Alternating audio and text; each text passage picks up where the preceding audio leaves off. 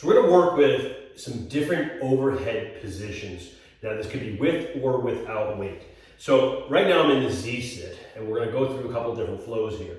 Now I can have, which probably is the more natural position, is gonna be the foot that's in the back, that's the one that's holding the weight, and I can then press that overhead. Now, by the way, modification is gonna be to hold each of these in the rack position. That's gonna get you a great workout as well, if you can't hold in the overhead position. Now, keep in mind, the overhead position is straight up, bicep to ear, okay? It's not out in front of you, and it's the lat, okay, the armpit muscle that's locking in and stabilizing that weight. So that's where you're really gonna feel the burn of holding the weight.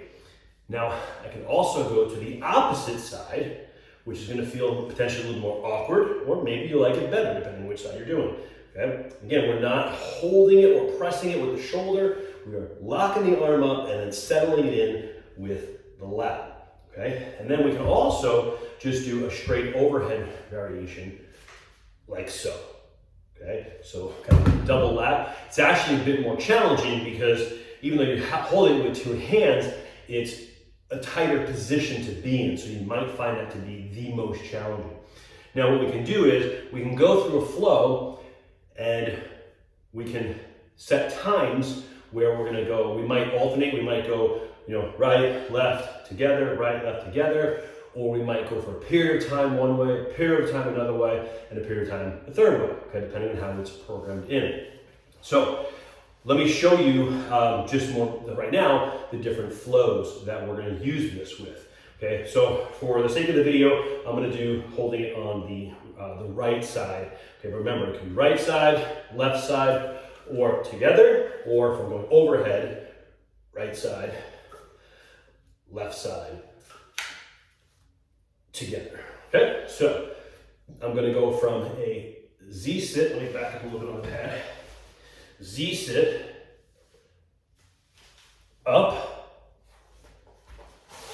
over, and stand. Reverse lunge down, come back here, and down. Okay? Now, I'm going to show you a little bit more advanced variation, or different variation. We're going to add a piece, and that's going to be a sit-up to my Z-sit. So, what I'm actually going to do, pardon me, is do that. I still want my Z-sit. Good. Now, let's go ahead and do this side. We're going to do the opposite side. Still do the same footwork. I'm going to hold the weight on the opposite side. So from here, I'm going to big exhale into my Z-sit. So that's a challenging one for me, this particular Z-sit, especially with the weight on this side.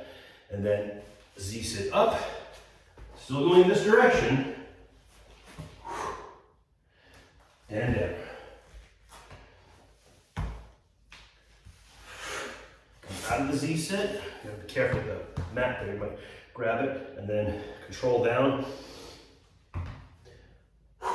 And repeat for time, or if we're alternating, we would change sides. So you will probably find that one Z-sit side might be more challenging than the other. Do watch out and don't kick your mat if you have a mat, okay? And you're gonna find the different combinations of, I've got the weight in the right hand with the right leg in the back, or the weight in the left hand with the right leg in the back, or overhead. It's gonna challenge you in different ways. So whether you're doing the Z-sit up to stand flow, or the sit up to Z-sit up to stand flow, depending on what I've programmed in, you're gonna get a tremendous core workout, a glute workout, shoulder stability, mobility, lots of things happening here. Truly awesome exercise to really shore things up and smoke that core a little bit. So enjoy it, flow with it, and by the way, embrace the challenge where you're like, well, I'm really good on this side, but I'm not so good on that side. Embrace that and work on getting better at it. Take your time, be patient, be forgiving with yourself, and forgiving with me for programming this in, and just work through the flow.